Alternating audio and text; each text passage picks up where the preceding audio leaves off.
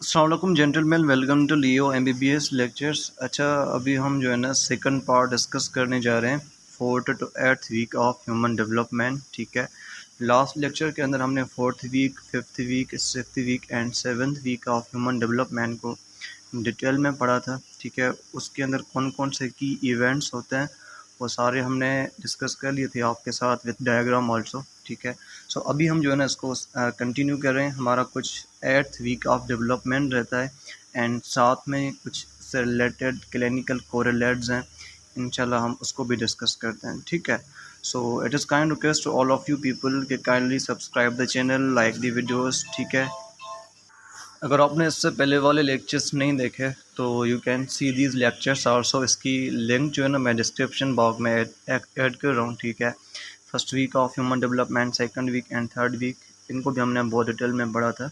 ठीक है, तो इनकी लिंक्स भी जो है ना मैं आज इस लेक्चर की डिस्क्रिप्शन बॉक्स में ऐड कर दूँगा। ठीक है, तो अभी जो है ना हम 8th वीक की तरफ चलते हैं, बट इससे पहले जो लास्ट लेक्चर के अंदर हमने 4th week, 5th week, 6th week and 7th week के बारे में पढ़ा है, हम इसको थोड़ा सा रिकैप कर देते हैं ताकि सारे इवेंट्स आप एक सिक्वेंशियल मैनर में आ जाएं। ठीक है, then after we are moving to the 8th week. ठीक है, अच्छा सबसे पहले हम बात करते हैं 4th वीक के अंदर क्या हुआ था। ठीक है, 4th वीक बेसिकली वो इवेंट है जिसमें एम्ब्रियोनिक फोल्डिंग हुई थी, जिसको हमने लास्ट लेक्चर में डिस्कस किया था। एंड एम्ब्रियोनिक फोल्डिंग के अलावा एक जो इम्पॉर्टेंट काम होता है 4th वीक के अंदर वो ये होता है कि जो हमारा न्यूरल ट्यूब है वो बेसिकली क्लोज हो जाएगा, क्योंकि न्यूरल ट्यूब के दो पोर्स होते हैं ना। ठीक है, एक कार्डल न्यूरोपोर होता है, दूसरा सेफेलिक न्यूरोपोर होता है। तो 25th डे पे मैंने आपको बताया था कि सेफेलिक न्यूरोपोर क्लोज हो जाएगा, 27th डे पे कार्डल न्यूरोपोर क्लोज हो जाएगा। तो ओवरऑल हमारा जो न्यूरल ट्यूब हो जाएगा इसका क्लोजर हो जाएगा। इट मीन्स दैट कि क्लोजर ऑफ न्यूरल ट्यूब ये बेसिकली 4th वीक के अंदर होता है। ठीक है, एंड आपको पता है कि न्यूरल ट्यूब बेसिकली आगे जाके हमारी ब्रेन एंड स्पाइनल कार्ड की फॉर्मेशन करता है। ओके, एंड मैंने आपको ये बताया था कि न्यूरल ट्यूब बेसिकली कौन सी प्रोसेस के ज़रिए बनता है। Neural tube is produced because of neurulation. ठीक है, आपको याद होगी कि न्यूरोलेशन बेसिकली एक्टोडर्म के अंदर हो रही थी, जिसकी वजह से न्यूरल ट्यूब बना था एंड वो न्यूरल ट्यूब आके मेसोडर्म में रिजाइड कर रहा था। ओके, अच्छा 4th वीक के अंदर जो दूसरा इवेंट होता है वो ये होता है कि फेरेंजियल आर्चेस बनती हैं। क्या बनती हैं? Pharyngeal arches. फेरेंजियल आर्चेस को हम दूसरा नाम देते हैं ब्रेंकियल आर्चेस। ठीक है, एंड इनका काम ये होता है कि हेड एंड नेक से रिलेटेड जो स्ट्रक्चर्स होती हैं इनकी फॉर्मेशन करते हैं। स्पेशली हमारा फेस हो गया, हमारा नेक हो गया, हमारा थ्रोट हो गया, हमारे ईयर्स हो गया। ठीक है, एंड इससे रिलेटेड जितनी भी मसल्स हैं ये सारी चीज़ें हमारी फेरेंजियल आर्चेस बनाती हैं। तो तकरीबन 2 पेयर्स जो है ना फेरेंजियल आर्चेस के सेकंड वीक तक बनते हैं। ठीक, ओ सॉरी 4th वीक तक बनते हैं। अच्छा, उसके बाद 4th वीक के अंदर तीसरा बहुत इम्पॉर्टेंट इवेंट ये होता है कि 4th वीक के अंदर हीमोपोइसिस होती है। Haemopoiesis basically it is a process of formation of blood cells. ठीक है, ब्लड सेल्स की फॉर्मेशन वाले प्रोसेस को हम हीमोपोइसिस बोलते हैं, जो बेसिकली 4th वीक के अंदर होता है। मैंने आपको बताया था कि हीमोपोइसिस स्टार्ट होती है यॉर्क सैक में, लेटर ऑन ये ट्रांसफ़र हो जाएगी लिवर में, स्प्लीन में एंड बोन मैरो में। ठीक है, एंड मैंने आपको ये चीज़ डिस्कस की थी कि भाई जो हमारा अल्टीमेट साइट होता है for haemopoiesis process that is bone marrow, specially for adults. Adults में जो हीमोपोइसिस है वो बेसिकली बोन मैरो के अंदर होती है। ठीक है, अच्छा उसके बाद 4th इवेंट ये होता है हमारे 4th वीक के अंदर कि ओटिक प्लेकोड्स एंड लेंस प्लेकोड्स बनते हैं। अच्छा, ओटिक प्लेकोड्स जो है बेसिकली हमारा इंटरनल ईयर बनाता है एंड लेंस प्लेकोड्स बेसिकली हमारे ईयर के जो लेंसेज है इनकी फॉर्मेशन करता है। ठीक है, उसके बाद 5th इवेंट ये होता है हमारे 4th वीक के अंदर कि लिम्ब के जो बर्ड्स होते हैं वो अपीयर हो जाते हैं in the form of swelling on lateral body walls. ठीक है, means upper limbs and lower limbs दोनों के बर्ड्स अपीयर होते हैं 4th वीक में in the form of swelling. This is also a very important event of 4th week. अच्छा, 4th week के अंदर और क्या चीज़ें बनना स्टार्ट होती हैं? तो स्टमक की डेवलपमेंट होना स्टार्ट होती है, साथ में एसोफेगस की, लिवर की एंड लंग्स की ये डेवलपमेंट भी स्टार्ट होती हैं, इनिशिएट होती हैं, कंप्लीट नहीं होती बट इनकी डेवलपमेंट यहाँ से स्टार्ट होती है। ठीक है, अब हम चलते हैं कि 5th वीक में कौन कौन से की इवेंट्स हुए थे। अच्छा, जो 5th week of human development है, इससे की इवेंट्स ये है कि सबसे पहले इसमें जो हमारा हेड एंड ब्रेन है, ये रैपिडली ग्रो करना स्टार्ट करता है। ठीक है, तो आपसे कोई पूछ सकता है कि कौन से वीक के अंदर हमारा हेड एंड ब्रेन सबसे ज़्यादा you can say rapidly grow करता है, तो that is 5th week of human development. अच्छा, इससे पहले मैंने आपको एक कॉन्सेप्ट बताया था एम्ब्रियोनिक फोल्डिंग के अंदर मैंने आपको बताया था कि जो एम्ब्रियो होता है, एम्ब्रियो का सब रीजन्स की जो rate of development and rate of growth है वो इक्वल नहीं होते हैं। ठीक है, स्पेशली मैंने आपको बताया था कि जो सेंट्रल बॉडी पोर्शन होता है एम्ब्रियो का, जिसको हम एम्ब्रियो ब्लास्ट बोलते हैं, वो रैपिडली ग्रो करता है। लेकिन जो एम्ब्रियो के जो मार्जिन्स होते हैं मीन्स ट्रोफोब्लास्ट, वो स्लोली ग्रो करता है। ठीक है, तो इट मीन्स दैट कि इवन एम्ब्रियो के जो सारे पार्ट्स होते हैं वो इक्वली ग्रो नहीं करते। किसी का रेट ऑफ डेवलपमेंट बहुत ज़्यादा होता है, लेकिन किसी का रेट ऑफ डेवलपमेंट बहुत कम होता है। ठीक है, तो 5th वीक का की इवेंट ये भी होगा कि हमारा जो हेड एंड ब्रेन होगा वो रैपिडली ग्रो करना स्टार्ट कर देगा। ओके, उसके बाद हमारे जो लिम्स होगी ना वो पैडल शेप्ड हो जाएंगे। ठीक है, क्योंकि देखें 4th वीक में क्या हुआ था कि 4th वीक में बेसिकली लिम्ब बर्ड्स अपीयर हुए थे, and limb birds in the form of swelling थे ना, वो लिम्ब बर्ड्स जो थे वो basically in the form of swelling थे। ठीक है, लेकिन अब जो हमारी लिम्स होते हैं ना वो बेसिकली पैडल शेप में आ जाएंगे। ओके, उसके बाद 5th वीक में एक और इवेंट होता है कि हमारे जो सर्वाइकल साइनसेस होते हैं वो बेसिकली विजिबल हो जाते हैं। सर्वाइकल साइनसेस बेसिकली क्या करते हैं कि नेक एंड थ्रोट से रिलेटेड जितने भी स्ट्रक्चर्स होते हैं इनकी फॉर्मेशन करते हैं, जैसे फेरेंजियल आर्चेस या ब्रेंकियल आर्चेस कर रहे थे। ठीक है, अच्छा, उसके बाद मैंने आपको बताया था कि 4th वीक में स्टमक की डेवलपमेंट होना स्टार्ट होती है, बट यहीं तकरीबन 5th वीक में भी ये स्टमक डेवलप करता रहता है, एंड साथ में हमारा जो मिडगट है इसकी फॉर्मेशन भी होती है। मिडगट में हमारा क्या जाता है, small intestine and large intestine, these are the parts of midgut. ठीक है, तो मिडगट एंड स्टमक इनकी डेवलपमेंट भी बहुत ज़्यादा विजिबल होती है, specially in the 5th week. Okay, अच्छा, 5th वीक में और काम ये भी होता है कि 5th वीक में basically blood vessels and circulatory system की फॉर्मेशन होती है। Blood vessels and circulatory system की फॉर्मेशन होती है। अच्छा, वो क्यों? वो बेसिकली इसलिए है क्योंकि देखिए मैंने आपको बताया था कि 4th वीक में हीमोपोइसिस स्टार्ट हुई थी यॉर्क सैक में। अच्छा, यॉर्क सैक में हीमोपोइसिस क्यों हुई थी? मैंने आपको लास्ट लेक्चर में बताया था कि यॉर्क सैक में basically special type of cells होते हैं जिनको हम बोलते हैं मीजनकाइमल सेल्स। ओके, ये जो मीजनकाइमल सेल्स होते हैं ये फर्दर डिफ्रेंशिएट होते हैं एक तो ब्लड वेजल्स में एंड साथ में ब्लड सेल्स में। स्पेशली मैंने आपको बताया था कि मीजनकाइमल सेल से प्लेटलेट्स बनते हैं, वाइट ब्लड सेल्स बनते हैं। ठीक है, एंड साथ में हेमेंजियोब्लास्ट भी प्रेजेंट था हमारे यॉर्क सैक में। ओके, अच्छा, तो ये 4th वीक में ये प्रोसेस स्टार्ट हुआ था यॉर्क सैक में, बट अभी तक 5th वीक तक इसमें blood vessels and circulatory system से रिलेटेड जितनी भी स्टफ है इसकी फॉर्मेशन चल रही होती है in the 5th week. Okay, अच्छा, now we are moving to the 6th week of human development के 6th वीक के अंदर क्या होता है। अच्छा, याद रखना कि 6th वीक के अंदर हमारा जो एल्बो एंड रिस्ट है वो आइडेंटिफाइबल हो जाते हैं। ठीक है, बेसिकली देखें 5th वीक के अंदर क्या हुआ था कि हमारे लिम्स बनना स्टार्ट हो रहे थे, वो पैडल शेप में आ रहे थे। ठीक है, 4th वीक में इनके बर्ड्स बन रहे थे, 5th वीक में हमारे लिम्स पैडल शेप में आ गए।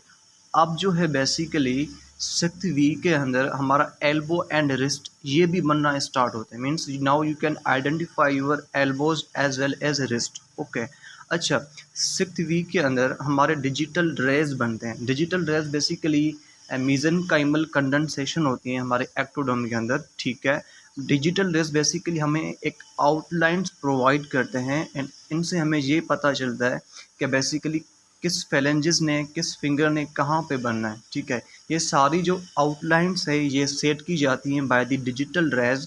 ठीक है, तो 6th week of human development का ये भी एक इम्पॉर्टेंट इवेंट होता है कि इसमें डिजिटल रेज बनते हैं। अच्छा, उसके बाद 6th वीक में एक और इवेंट ये भी होता है कि एक्सटर्नल अकस्टिक मिएटस की फॉर्मेशन होती है। अच्छा, एक्सटर्नल अकस्टिक मिएटस को हम क्या बोल रहे थे? It is also called as external auditory meatus. अच्छा, मैंने आपको बताया था लास्ट लेक्चर में, डायग्राम में भी बिल्कुल ये चीज़ें हमने देखी थी कि external acoustic meatus external ear से लेके टेम्पेनिक मेम्ब्रेन तक रन कर रही थी। ठीक है, external acoustic meatus basically external ear से लेके टिम्पैनिक मेम्ब्रेन तक रन कर रही थी, ठीक है। अच्छा, टिम्पैनिक मेम्ब्रेन को हम क्या बोल रहे थे? Tympanic membrane is also called as ear drum, ठीक है। अच्छा, एक्सटर्नल अकस्टिक मीटर्स बेसिकली एक कैनाल के फॉर्म में होता है ना, ट्यूब के फॉर्म में होता है, जो हमने डायग्राम में देखा था। इसका काम ये होता है कि साउंड वेव्स को कलेक्ट करता है एंड उनको चैनलाइज करता है टुवर्ड्स मिडिल ईयर, ठीक है। एंड मिडिल ईयर में जो हमारे टिम्पैनिक मेम्ब्रेन है उस पर साउंड वेव स्ट्राइक करती है and process of hearing start होता है, ठीक है। तो इट मीन्स दैट कि सिक्स्थ वीक के अंदर हमारा एक्सटर्नल अकस्टिक मीटर्स की फॉर्मेशन होना स्टार्ट होती है, ठीक है। That is a tube like structure, जो हमने लास्ट लेक्चर में डायग्राम में भी देखा था, ओके। ऑरिकुलर हाइलॉक की फॉर्मेशन होती है। ऑरिकुलर हाइलॉक जो ना, ये बेसिकली आगे जाके हमारे एक्सटर्नल ईयर या पिन्ना को बनाता है, ठीक है। एंड हमारी जो पिन्ना या एक्सटर्नल ईयर है, इसके कौन कौन से पार्ट्स होते हैं? Helix, anti helix, tragus, anti tragus and lobules. ये सारे पार्ट्स हमने डायग्राम में देखे थे लास्ट लेक्चर में। तो these are the parts of external ear, okay. अच्छा, now we are moving to the 7th week of human development के 7th वीक के अंदर क्या होता है कि देखें 6th वीक के अंदर डिजिटल रेज अपीयर हुए थे, ठीक है। मैंने क्या बताया कि डिजिटल रेज बेसिकली क्या है? ये बेसिकली मेसेनकाइमल कंडेंसेशन है। इसका डायग्राम भी हमने लास्ट लेक्चर में देखा था, ठीक है। डिजिटल रेज हमें आउटलाइंस प्रोवाइड करता है कि बेसिकली किस फिंगर ने, किस फेलेंजेस ने, किस मेटाकार्पल्स ने कहाँ पे बनना, ये सारी चीज़ें हमें डिजिटल रेज प्रोवाइड करते हैं, ठीक है। अब इन डिजिटल रेज के बीच में नॉचेस बनना स्टार्ट होते हैं, नॉचेस डेवलप होते हैं, जिसकी वजह से हमारे जो डिजिट्स होते हैं ना वो बहुत ज़्यादा क्लियर हो जाते हैं। याद रखना कि कम्प्लीटली क्लियर नहीं होता है, ठीक है, लेकिन फिर भी as compare to 6th week 7th week में हमारे डिजिट्स बहुत ज़्यादा क्लियर होते हैं, ठीक है, लेकिन कम्प्लीटली क्लियर नहीं होते, ये चीज़ भी याद रखनी है, ओके। अच्छा, 7th वीक के अंदर एक बहुत इंपॉर्टेंट जो इवेंट ये भी होता है कि 7th वीक के अंदर मिडगट हर्निएशन होती है। अच्छा, मिडगट हर्निएशन क्या होती है? ये चीज़ हमने लास्ट लेक्चर में डिस्कस की थी कि मैंने आपको बताया था कि 7th वीक के अंदर हमारा जो मिडगट है वो देखें 6th वीक में वो बन रहा था, ठीक है, लेकिन 7th वीक में वो जो मिडगट है ना वो बन जाता है। मिडगट में क्या होता है? हमारा small intestine and large intestine, ठीक है।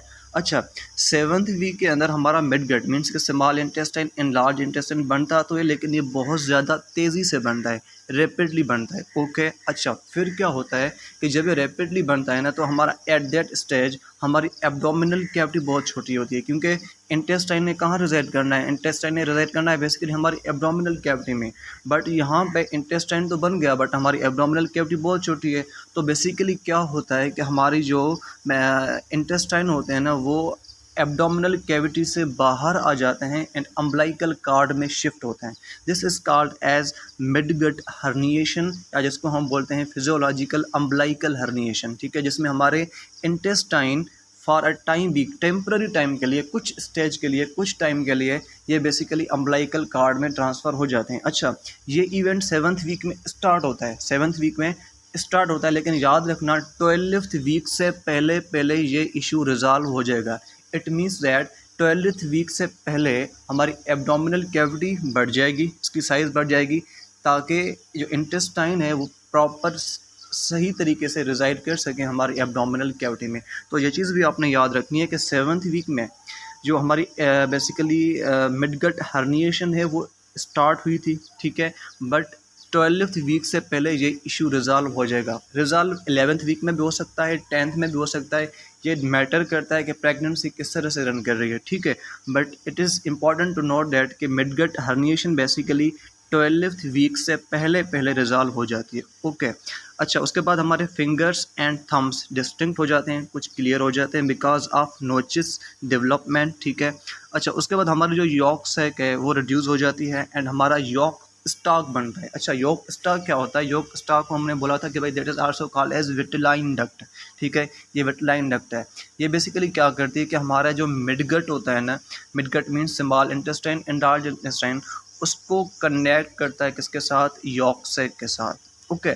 अच्छा, 7th वीक में एक और इम्पॉर्टेंट इवेंट ये भी होता है कि ओसिफिकेशन स्टार्ट हो जाती है हमारे अपर लिम्स के बोन्स के अंदर। So these are all the key events जो 4th, 5th, 6th and 7th week के अंदर रन कर रहे होते हैं। Now we are moving to the 8th week of human development. अच्छा, now we are discussing about 8th week of human development के 8th week के अंदर कौन कौन से हमारे की इवेंट्स होते हैं। अच्छा, देखें सिक्स्थ वीक के अंदर हमारे डिजिटल रेज बने थे, ठीक है। सेवन्थ वीक के अंदर उन डिजिटल रेज के बीच में नोचेस अपीयर हुए थे, जिसकी वजह से हमारे जो डिजिट्स थे, हमारे फेलेंजेस थी, फिंगर्स थी, वो और ज़्यादा क्लियर हो गई थी, ठीक है। बट अब आपने ये याद रखना है कि एट्थ वीक के अंदर हमारी जो फिंगर्स एंड टोज़ होती हैं वो बहुत ज़्यादा डिस्टिंक्ट होते हैं, सेपरेटेड होते हैं, ऑब्वियस होते हैं एंड क्लियर होते हैं, ठीक है। मीन्स एट्थ वीक के अंदर हमारी फिंगर्स ज़्यादा क्लियर होती हैं as compare to previous weeks of development. अच्छा, एट्थ वीक की जो अर्ली स्टेजेस होती हैं ना, अर्ली स्टेजेस, इनके अंदर बेसिकली स्टबी टेल प्रेजेंट होता है, ठीक है। एट्थ वीक के अर्ली स्टेजेस के अंदर एम्ब्रियो में स्टबी टेल प्रेजेंट होता है, बट जैसे ही एट्थ वीक ख़त्म हो जाएगा फिर हमारा जो टेल होगा वो डिसअपीयर हो जाएगा। तो this thing you people must remember कि एट्थ वीक के इनिशियल डेज में स्टबी टेल अपीयर होता है, ठीक है, एंड लास्ट डेज में वो टेल डिसअपीयर हो जाएगा।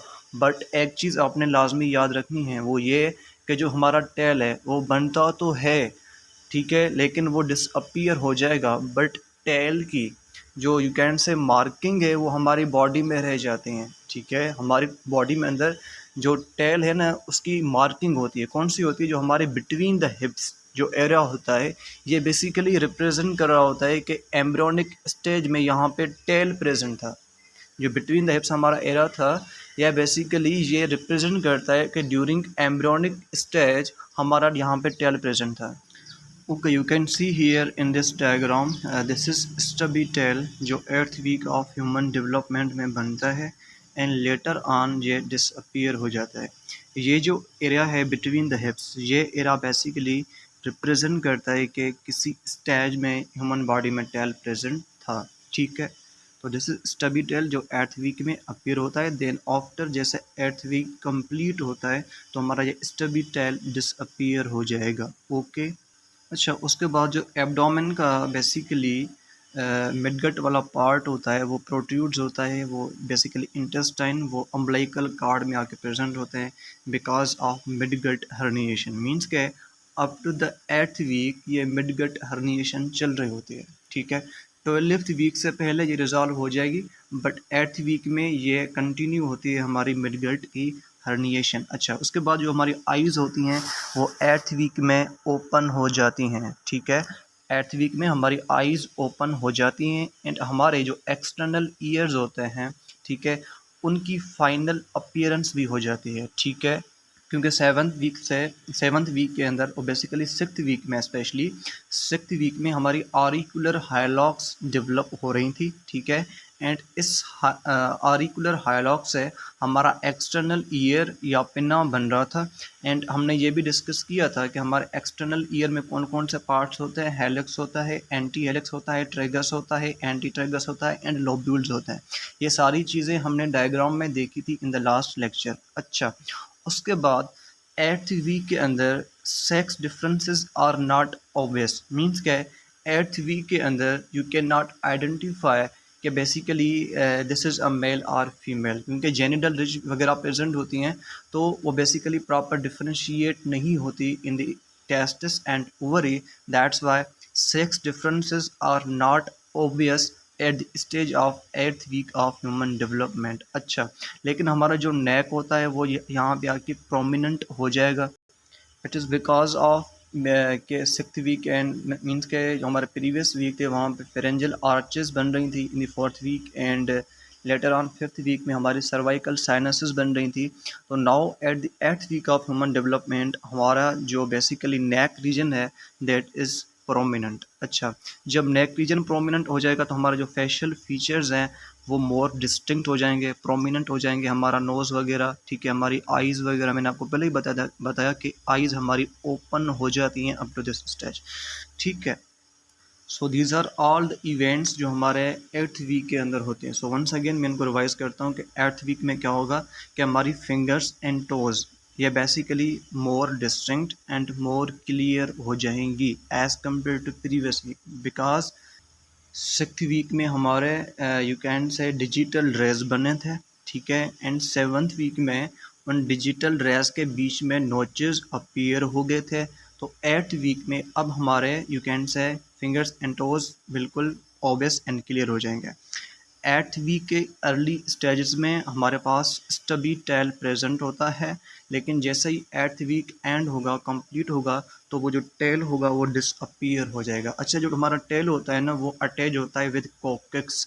कोकेक्स बोन के साथ हमारा टेल अपीयर होता है, लेकिन टेल की लाइनिंग जो है वो बेसिकली हमारी बॉडी में प्रेजेंट होती है। कौन सी होती है? जो हमारा बिटवीन द हिप्स एरिया होता है, जो डिप्रेशन लाइक एरिया होता है बिटवीन द टू हिप्स, ठीक है। ये बेसिकली रिप्रेजेंट करता है कि किसी स्टेज ऑफ ह्यूमन डेवलपमेंट में हमारे पास टेल प्रेजेंट था।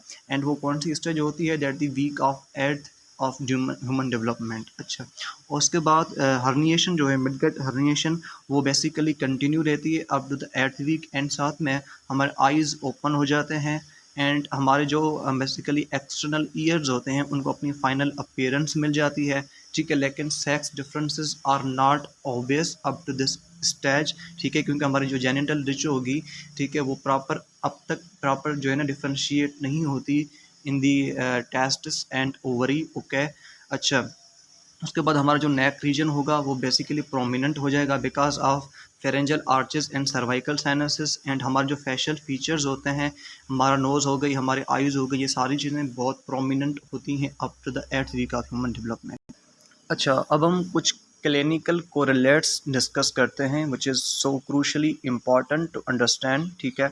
सबसे पहले हम बात करते हैं कि हम किसी भी एम्ब्रियो की एज किस तरह से एस्टिमेट कर सकते हैं कि कोई एम्ब्रियो कौन सी स्टेज में चल रहा है, ठीक है। एक तो हम उसके जो एक्सटर्नल फीचर्स हैं, एक्सटर्नल कैरेक्टरिस्टिक्स हैं, उसको देख के भी अंदाज़ा कर सकते हैं कि बेसिकली अब ये एम्ब्रियो किस स्टेज में रिलाई कर रहा है, ठीक है। ताकि मीन्स कि अगर उसके फेशियल फीचर्स प्रॉपर बन गए हैं, ठीक है, इसका स्टबी टेल डिसअपीयर हो चुका है, तो नाउ वी कैन जज दैट कि ये जो हमारा एम्ब्रियो है ये 8th वीक को क्रॉस कर चुका है। इट मीन्स कि एक्सटर्नल अपीयरेंस को देख के जब हम अल्ट्रासाउंड करते हैं तो एक्सटर्नल अपीयरेंस को देख के वी कैन डिसाइड कि एम्ब्रियो कौन सी स्टेज में चल रहा है। लेकिन इससे जो ज़्यादा एक्यूरेट मेथड होता है वो ये होता है कि हम एम्ब्रियो की लेंथ को मेजर करते हैं। जो measurement of length of embryo होती है, दिस इज़ इम्पॉर्टेंट की फैक्टर जो हमें बताती है कि एम्ब्रियो कौन सी स्टेज में चल रही है, ठीक है।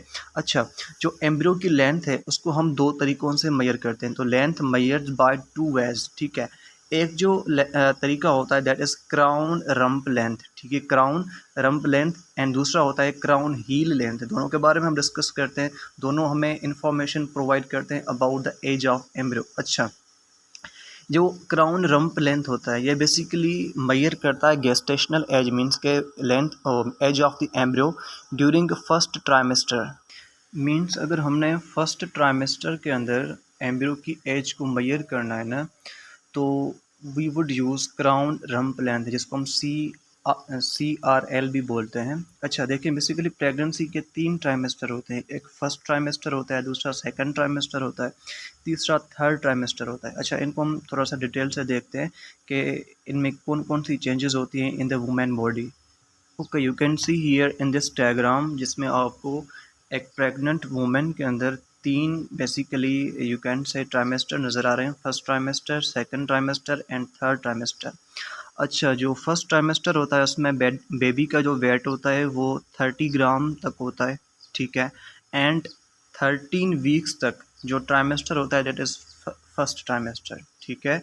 जो 13 वीक्स होते हैं, इस ड्यूरेशन तक जो हमारा ट्राइमेस्टर चलता है that is first trimester. And इस ट्राइमेस्टर के अंदर, फर्स्ट ट्राइमेस्टर के अंदर अगर हमने एम्ब्रियो की एज के बारे में डिटेक्शन चाहते हैं हम, तो we would use crown rump length technique. अच्छा, फर्स्ट ट्राइमेस्टर में कौन कौन से सिम्टम्स होते हैं कि मॉर्निंग सिकनेस हो सकती है, टेंडर ब्रेस्ट हो सकते हैं, फ्रीक्वेंट यूरिनेशन हो सकती है, ठीक है। मीन्स थोड़ी बहुत हेल्थ इश्यूज तो हो सकते हैं, ठीक है। अच्छा, हेल्थ केयर करनी चाहिए उन यू कैन से प्रेग्नेंट वुमेन को, ठीक है। एंड इमोशनल सपोर्ट अपने पार्टनर की तरफ से, ठीक है, in first trimester. Second trimester में क्या होता है? Second trimester basically 26th week तक जो एम्ब्रियो 13 से लेके 26 इन ड्यूरेशन में जो हमारा एम्ब्रियो चल रहा होता है या प्रेग्नेंट वुमेन चल रही होती है दैट इज सेकंड ट्राइमेस्टर, ठीक है। एंड इसमें सेकंड ट्राइमेस्टर के अंदर जो हमारा बेबी होता है इसका जो वेट होता है that is about 820 gram. Overall जो हमारा बेबी न्यू बनता है ना, इसका वेट होता है 3 kg से लेके 3.5 kg, मीन्स 3000 ग्राम से लेके 3500 ग्राम तक इतना वेट होता है न्यू बॉर्न बेबी का। बट सेकंड ट्राइमेस्टर के अंदर जो बेबी होगा उसका वेट कितना होगा, 820 ग्राम। ओके। अच्छा, सेकंड ट्राइमेस्टर के क्या क्या सिम्टम्स होते हैं, स्वेलिंग हो सकती है बॉडी में, वेट गेन हो सकता है, ठीक है, ऑब्वियसली, एंड उसके बाद बैक पेन हो सकता है, ठीक है, एंड इची एब्डोमेन एंड ब्रेस्ट, क्योंकि ब्रेस्ट की इन्लार्जमेंट यहाँ से स्टार्ट होना शुरू हो जाएगी, ठीक है।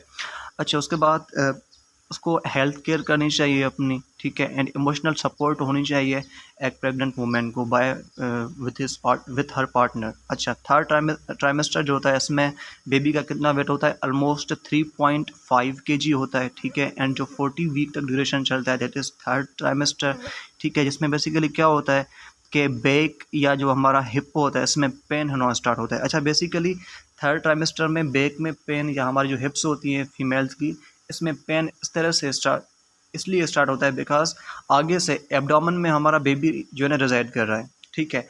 तो उस वेट को बैलेंस करने के लिए जो हमारी जो बेसिकली फीमेल्स की हिप्स होती है ना वो बहुत ज़्यादा बढ़ जाती हैं, ठीक है, मीन्स के वेट बैलेंस हो जाए एक फीमेल का, ताकि उसको कोई मूवमेंट करने में कोई ज़्यादा इशू ना हो, ठीक है। तो एक तो उसकी हिप्स बहुत ज़्यादा बढ़ जाती हैं थर्ड ट्राइमेस्टर के अंदर। दूसरा कि उनमें पेन होना स्टार्ट हो जाता है, क्योंकि वो उसकी जो ग्रोथ है, हिप्स की ग्रोथ वो इंड्यूस हुई है ना, ठीक है। ये this is not a natural process. ऐसा नहीं कि ये प्रोलॉन्ग टाइम तक कितनी हिप्स उस फीमेल की चलेंगी, नहीं, ये इंड्यूस हुई है फॉर टेम्पररी पर्पस, ठीक है। तो इस वजह से पेन भी होता है बैक में एंड हिप मसल्स में, ठीक है। फ्रीक्वेंट यूरिनेशन होती है, ठीक है, एंड उसके बाद हेल्थ केयर करनी चाहिए एंड साथ में उनको इमोशनल सपोर्ट मिलनी चाहिए from her partner. Okay, so these are 3 trimester जो प्रेगनेंसी में चलते हैं, first trimester, second trimester and third trimester. First trimester जो होता है वो 13 वीक्स तक चलता है, सेकंड ट्राइमेस्टर 26 वीक तक चलता है, and third trimester basically 40 weeks तक चलता है, ठीक है। जब फर्स्ट ट्राइमेस्टर में कोई बेबी होता है तो उसका वेट कितना होता है, 30 ग्राम। सेकंड ट्राइमेस्टर में बेसिकली बेबी का वेट कितना होता है, 820 ग्राम। थर्ड ट्राइमेस्टर के अंदर बेबी का वेट कितना होता है, 3.5 kg, ठीक है। तो अगर हमने फर्स्ट ट्राइमेस्टर के अंदर बेबी की जो लेंथ है उसको मेजर करना है तो we would use crown rump length. अच्छा, ये क्राउन रम्प लेंथ में बेसिकली हम डिस्टेंस मेजर करते हैं from top of fetal head, means जो फीटस का हेड होता है इसको हम क्राउन बोलते हैं, ठीक है। फीटस का जो हेड होता है इसको हम क्राउन बोलते हैं, उससे लेके जो बॉटम ऑफ बटक होती है जिसको हम रम्प बोलते हैं, ठीक है, मीन्स हेड से लेके बॉटम ऑफ बटक्स तक हम डिस्टेंस को मेजर करते हैं इन द CRL या क्राउन रम्प लेंथ। अच्छा, you can see here in this diagram जिसमें आपको CRL दिखाया हुआ है, क्राउन रम्प लेंथ। इसमें देखें, this is the crown of the baby, ठीक है, जो ऊपर आपको नज़र आ रहा है this is crown and this is the rump. Rump means bottom of the buttocks, ठीक है। ये हम ओवरऑल लेंथ को मेजर करते हैं एंड हमें इंफॉर्मेशन मिल जाती है about the age of embryo. देखें, इसमें हम कभी भी जो लिम्स है, लिम्स की लेंथ को यू कैन से इंक्लूड नहीं करते। यही की डिफरेंस होता है हमारा crown heel length and crown rump length में, कि क्राउन रम्प लेंथ में हम सिर्फ बटक्स तक बेबी की लेंथ को मेजर करते हैं, बट क्राउन हील लेंथ में हम लिम्स की लेंथ को भी ऐड करते हैं, ठीक है।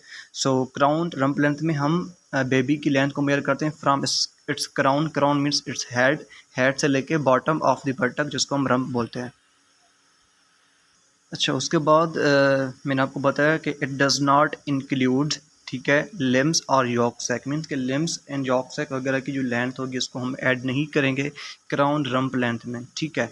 ये मोस्ट एक्यूरेट मेथड कब होगा, ड्यूरिंग फर्स्ट ट्राइमेस्टर, मीन्स 6 से लेकर 13 वीक्स तक अगर हमने इन्फॉर्मेशन लेनी है about the age of embryo, so we should go for crown rump length, ठीक है।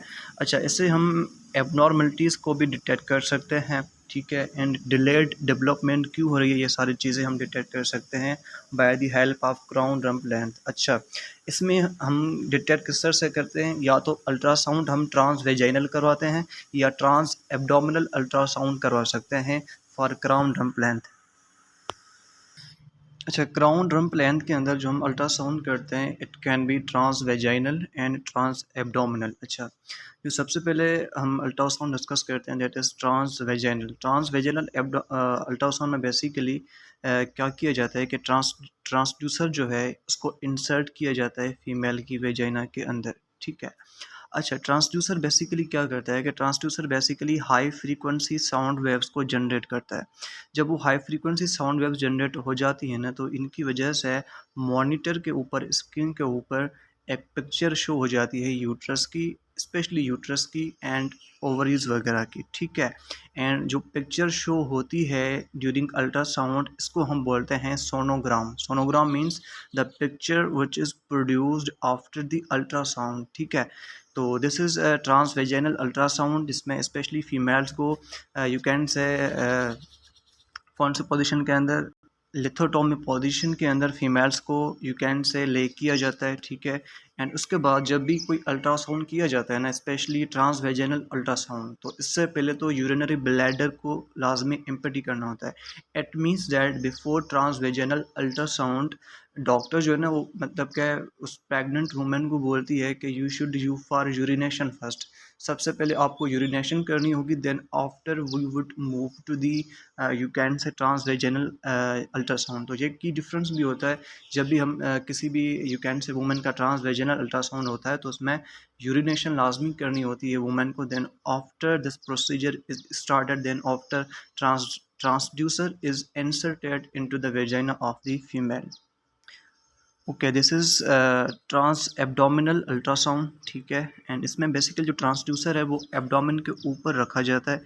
एंड देखिए, आपको यहाँ सामने सोनोग्राम में पिक्चर नज़र आ रही है यूट्रस की, जिसके अंदर बेबी रिलाई करता है, ठीक है। तो इसमें भी बेसिकली सेम चीज़, जो ट्रांसड्यूसर है वो साउंड वेव्स को जनरेट करता है, फ्रीक्वेंसी साउंड वेव्स, एंड इनकी वजह से सोनोग्राम के ऊपर पिक्चर शो होती है। And then after we would expect about our embryo, ठीक है। So these are two different types of ultrasound. अच्छा, उसके बाद अब हम बात करते हैं क्राउन हील लेंथ, ठीक है। इसमें हम क्या करते हैं कि टोटल लेंथ ऑफ फीटस को मेजर करते हैं from head to its foot, ठीक है। हेड से लेके फुट तक ओवरऑल लेंथ को हम मेजर करते हैं क्राउन हील लेंथ में, ठीक है। लेकिन आपको मैंने बताया था कि CRL में, क्राउन रम्प लेंथ में, हम जो लेंथ मेजर कर रहे थे वो only up to the buttocks of the baby, वहाँ तक मेजर कर रहे थे। बट CHL में हम ओवरऑल बॉडी लेंथ को मेजर करते हैं। अच्छा, जब फर्स्ट ट्राइमेस्टर गुजर जाता है, means after after the 13 weeks, अगर ड्यूरेशन चल रहा है, तो आपको क्राउन हील लेंथ वाला अल्ट्रासाउंड करवाना चाहिए, ठीक है। सेकंड ट्राइमेस्टर में, थर्ड ट्राइमेस्टर में CHL करवानी चाहिए। CRL एक्यूरेट रिजल्ट्स नहीं देता, ठीक है। अच्छा, उसके बाद it assesses foetal growth and estimate age in second और थर्ड ट्राइमेस्टर, ठीक है। उसके बाद this evaluates developmental progress and nutrition status, ठीक है, कि भाई बेबी किस तरह से ग्रो कर रहा है, ठीक है, उसकी क्या प्रोग्रेस है, ये सारी इन्फॉर्मेशन हमें मिल सकती है from crown heel length x ray, ठीक है। एंड जो नॉर्मल बेबी, मैंने आपको बताया कि पैदा होता है, इसका कितना वेट होता है, 3000 ग्राम से लेके 3500 ग्राम वेट, इतना वेट होता है। Okay, you can see here this is crown rump length, ठीक है। फर्स्ट डायग्राम में आपको नज़र आ रहा है, जिसमें हम लेंथ को मेजर करते हैं from the crown to the bottom of buttocks, ठीक है। लेकिन क्राउन हील लेंथ में देखिए आप, वर्टेक्स से लेके, मीन्स क्राउन से लेके हील्स तक जो है ना लेंथ को मेजर कर रहे हैं। सो दिस इज़ अ की difference between CRL and CHL, ठीक है। ये फर्स्ट ट्राइमेस्टर में किया जाता है, crown rump length first trimester में किया जाता है। लेकिन second trimester and third trimester के अंदर हमने क्या करना होता है, बेसिकली क्राउन हील लेंस के थ्रू एक्सरे करवाना चाहिए, ठीक है। अच्छा, उसके बाद अब हम एक ड्रग के बारे में डिस्कस करते हैं, दैट इज़ कॉल्ड एज माइफीप्रिस्टोन, जिसको हम RU486 बोलते हैं। RU486 भी बोलते हैं, जिसको हम अदर नाम क्या देते हैं, माइफीप्रिस्टोन। अच्छा, ये बेसिकली क्या करती है कि एक प्रेग्नेंट वुमेन के अंदर एबॉर्शन को इंड्यूस करती है, मीन्स उसकी प्रेगनेंसी को ख़त्म करती है, ठीक है। लेकिन यह मेडिकेशन कब तक काम करती है, बिफोर या अप टू द 10 वीक्स, ठीक है। 10 वीक्स तक अगर आपको प्रेगनेंसी हो चुकी है, तो RU486 वाली मेडिसिन काम कर सकती है, ठीक है। आपकी प्रेगनेंसी को वो ख़त्म कर सकती है, इट इंड्यूस एबॉर्शन, ठीक है। बट अगर 10 वीक्स से ड्यूरेशन ज़्यादा हो गया, देन आफ्टर ये RU486, जिसको माइफीप्रिस्टोन बोलते हैं, ये काम नहीं करता। After 10 weeks we should move to the surgical abortion, हम सर्जिकल एबॉर्शन करवाते हैं, ठीक है। अच्छा, this is the diagram which is showing के how surgical abortion is done. ठीक है, सर्जिकल एबॉर्शन हम कब करवाएंगे? आफ्टर द 10 वीक्स, क्योंकि बिफोर द 10 वीक्स हम माइफीप्रिस्टोन मेडिकेशन को यूज़ करके हम अपनी प्रेगनेंसी को टर्मिनेट कर सकते हैं, ख़त्म कर सकते हैं। बट आफ्टर द 10 वीक्स जो माइफीप्रिस्टोन है ये काम नहीं करती, we should move to the surgical abortion. अच्छा, इस सर्जिकल एबॉर्शन को हम सक्शन एबॉर्शन भी बोल सकते हैं। ठीक है, इसको हम सक्शन एबॉर्शन भी बोल सकते हैं, या इसको हम एस्पायरेशनल यू कैन से एबॉर्शन भी बोल सकते हैं। इसमें बेसिकली क्या होता है कि हम सक्शन, जेंटल सक्शन को इंसर्ट करते हैं फ्रॉम सर्विक्स और विजाइना। ठीक है, and up to the uterus. And ये जो हमारा सक्शन होता है ये बेसिकली जो भी यूट्रस कंटेंट होता है, ठीक है, जो हमारा बेबी बन रहा होता है उसको वहाँ से रिमूव करता है। ठीक है, एंड अकॉर्डिंग टू WHO तकरीबन 10 मिनट्स का ये प्रोसीजर होता है। 10 मिनट्स में प्रोसीजर हो जाता है। बिफोर इट के जो मतलब यू कैन से प्रेग्नेंट वूमेन होती है उसको एनेस्थेसिया दी जाती है, एंड साथ में पेन किलर्स वगैरह ये सारी चीज़ें दी जाती हैं फॉर दिस यू कैन से प्रोसीजर। अच्छा, उसके बाद अब हम डिस्कस करते हैं अबाउट साइटस इन्वर्सस। ठीक है, इसमें क्या होते हैं कि हमारा जो विजुअल ऑर्गन्स होते हैं ना उनकी प्रॉपर पोजीशन चेंज हो जाती है। मींस के जो लेफ़्ट वाला ऑर्गन है वो राइट पे बन जाता है, राइट वाला लेफ़्ट पे बन जाता है। तो जब ऐसी कंडीशन हमारी बॉडी में जनरेट हो जाए, this is called as situs inversus. अच्छा, स्पेशली अगर हम हार्ट की बात करते हैं तो हार्ट हमारी लेफ़्ट साइड पे होती है ना। अगर हमारी हार्ट राइट साइड पे आ जाए इंस्टेड ऑफ लेफ्ट, इसको हम बोलते हैं dextrocardia. So dextrocardia is well known example of situs inversus. अच्छा, साइटस इन्वर्सस के कौन कौन से टाइप्स होते हैं? साइटस इन्वर्सस टोटलिस, जिसमें क्या होता है कि जो हमारे ऑल थोरेसिक ऑर्गन्स होते हैं and all the abdominal organs होते हैं, सबकी पोजीशन चेंज होती है। ठीक है, थोरैक्स में हमारे लंग्स आ गए, हमारी हार्ट आ गई। ठीक है, तो इन सब ऑर्गन्स की, इन साथ में एब्डोमिनल ऑर्गन्स की पोजीशन चेंज होती है। अगर इन सारे ऑर्गन्स की पोजीशन चेंज हो, this is called as situs inversus totalis. ठीक है, अच्छा, साइटस इन्वर्सस विथ डेक्स्ट्रोकार्डियास में क्या होता है कि heart and abdominal organs both reversed. Means के हमारी हार्ट, उसकी पोजीशन भी चेंज होगी, मीन्स के वो राइट साइड पे होगी, एंड साथ में हमारे एब्डोमिनल ऑर्गन्स भी रिवर्स्ड होंगे। बट हमारे जो लंग्स होते हैं ना, वो लंग्स अपनी प्रॉपर नॉर्मल पोजीशन पे होते हैं। ठीक है, अच्छा, उसके बाद साइटस इन्वर्सस विथ लीवोकार्डिया। इसमें क्या होता है कि ओनली एब्डोमिनल ऑर्गन्स रिवर्स्ड है। इसमें सिर्फ जो है ना हमारे एब्डोमिनल ऑर्गन्स रिवर्स्ड होते हैं, एंड हमारी जो हार्ट होती है वो लेफ्ट साइड पे होती है। अच्छा, this is a most risky condition, क्योंकि अगर हमारे एब्डोमिनल ऑर्गन्स वो उन्होंने कम्प्लीटली अपनी पोजीशन चेंज कर दी एंड हमारी हार्ट लेफ्ट साइड पे यू कैन से रिले करिए, तो ब्लड सर्कुलेशन में प्रॉब्लम हो सकता है। That's why it is a most risky condition. अच्छा, जो साइटस इन्वर्सस टोटलिस होता है, जिसमें complete you can say thoracic as well as abdominal organs की पोजीशन चेंज होती है, दिस इज एसिम्प्टोमेटिक। मीन्स के उस बेबी में ये चीज़ एग्जिस्ट कर रही होती है बट इसके बावजूद उसको पता नहीं चलता। ठीक है, तो many peoples lives as a normal. जब जिन पेशेंट्स के साथ कौन सा इशू होता है? साइटस इन्वर्सस टोटलिस, जिसमें all the abdominal as well as thoracic organs की पोजीशन चेंज होती है। अच्छा, उसके बाद एक कंजेनिटल एनोमली और डिस्कस करते हैं, दैट इज कॉल्ड एज एजिनेसिस, जिसमें क्या होता है कि न्यू बॉर्न बेबी में एक कंप्लीट ऑर्गन एब्सेंट होता है। ठीक है, अगर रीनल एजिनेसिस है तो इसमें क्या होता है कि एक किडनी या दोनों किडनीज ही एब्सेंट होती हैं। ठीक है, समटाइम क्या होता है कॉर्पस कोलेजम एजिनेसिस, जिसमें कॉर्पस कोलेजम जो है ना वो एब्सेंट होता है, जो बेसिकली क्या करता है कि सेरिब्रल हेमिस्फीयर को आपस में कनेक्ट करता है। ठीक है, पल्मोनरी एजिनेसिस, इसमें क्या होता है कि हमारे लंग्स की एब्सेंस होती है, आइदर या तो एक लंग एब्सेंट होता है या दो लंग्स एब्सेंट होते हैं। लिम्फ एजेनेसिस, जिसमें या तो कोई कंप्लीट लिम्फ मीन्स कि हमारा है यू कैन से आर्म हो गया या हमारा यू कैन से लेग हो गया, या तो ये complete you can say absent होता है या इसका कोई पार्ट एब्सेंट होता है। This is called as limb agenesis. उसके बाद मलेरियन एजेनेसिस, इसमें क्या होता है कि female reproductive organs specially uterus या अपर वेजाइना वो डेवलप नहीं होते, या तो यूट्रस नहीं होगा या अपर वेजाइना नहीं होगा। बट ये फीमेल के जो एक्सटर्नल जेनिटलिया होते हैं, मीन्स के जो एक्सटर्नल अपीयरेंस ऑफ उसके जो जेनिटल्स होती है वो नॉर्मल होती है। This is called as Mullerian agenesis. ठीक है, okay, this is a diagram which is showing about Mullerian agenesis, जिसमें देखिए this is a normal picture जिसमें आपको यूट्रस नज़र आ रहा है, ठीक है। आपको ये ओवरीज नज़र आ रही हैं, ये ओविडक्ट, आपको फिलोपियन ट्यूब नज़र आ रहा है, ठीक है। देन आफ्टर ये आपको सर्विक्स एंड वेजिना, ये वाली सारी जो पाथवे ना आपको नॉर्मल नज़र आ रहा है, ठीक है। And this is a diagram which is showing Mullerian syndrome, जिसको हम रोकिंटन्स की सिंड्रोम भी बोलते हैं, ठीक है। इसमें बेसिकली क्या होता है कि एब्सेंस होती है यूट्रस की, मींस यूट्रस एब्सेंट होता है, फेलोपियन ट्यूब एब्सेंट होता है, ठीक है। एंड वेजाइना भी जो है ना वो कंप्लीट नहीं होती। एक्सटर्नल अपीयरेंस में वेजाइना नज़र तो आती है, बट उस वेजाइना का जो अपर पार्ट होता है ना वो मिसिंग होता है, इसको डिस्प्लेसिया बोलते हैं, ठीक है। So this is the diagram which is showing कि मुलेरियन एजेनेसिस क्या होती है। इसमें बेसिकली यूट्रस एब्सेंट हो सकता है, ठीक है, एंड वेजाइना का जो अपर पार्ट है वो नॉर्मली एब्सेंट होता है। अच्छा, उसके बाद हम बात करते हैं डिस्प्लेजिया। डिस्प्लेजिया क्या होती है कि एबनॉर्मल डेवलपमेंट, ग्रोथ और organization of cells and tissues. अगर कोई ऑर्गन बन रहा है लेकिन वो नॉर्मल तरीके से नहीं बन रहा है, एबनॉर्मल तरीके से बन रहा है, this is called as dysplasia.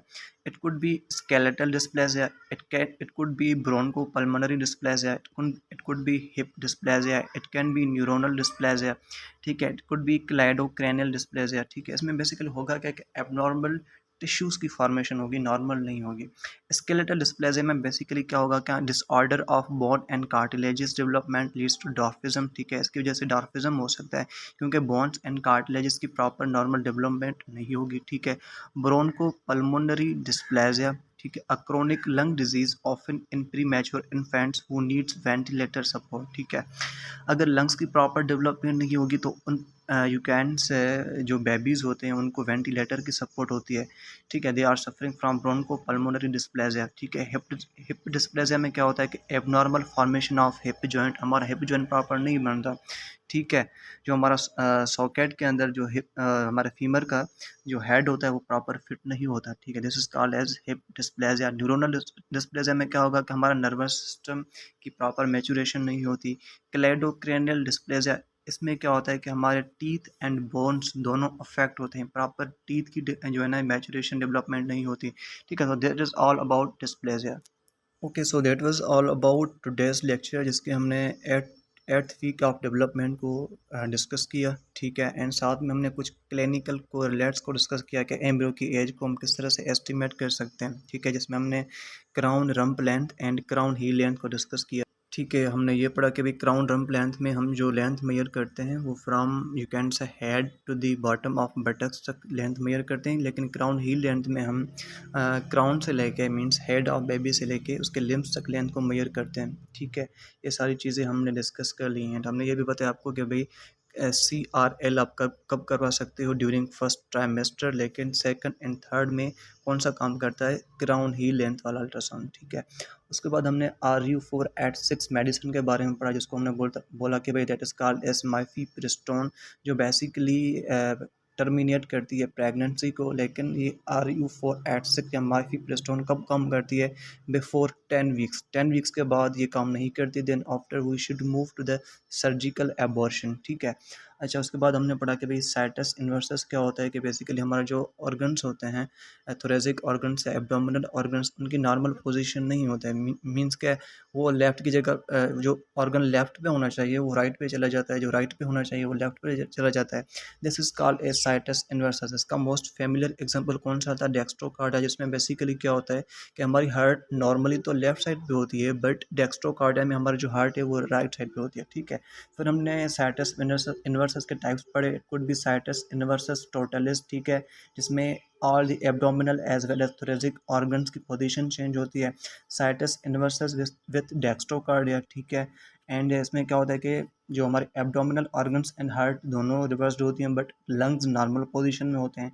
Sites inversus with levocardia, this is most risky condition. इसमें एब्डोमिनल ऑर्गन्स रिवर्स्ड होते हैं बट हार्ट अपनी नॉर्मल पोजीशन में होती है, दैट्स वाई सर्कुलेशन में इशू आ जाता है, ठीक है। उसके बाद हमने ये पढ़ा कि भाई एजेनेसिस क्या होती है, ठीक है। एजेनेसिस में बेसिकली कोई ऑर्गन कम्प्लीटली एब्सेंट होता है। Then after we can discuss about dysplasia. Dysplasia में क्या होता है कि कोई हमारी बॉडी में जो ऑर्गन बन रहा होता है वो नॉर्मली नहीं बनता, वो एबनॉर्मली बनता है। मीन्स के सेल्स की प्रॉपर एग्रीगेशन नहीं होती for tissue formation, so that is called as dysplasia. So that was all about today's lecture, ठीक है। Now in next lecture we will discuss about fetal period, ठीक है। सो तब तक अपना ख्याल रखना and it is kind request to all of you people के kindly subscribe my channel and like the videos. Okay, अल्लाह हाफिज़।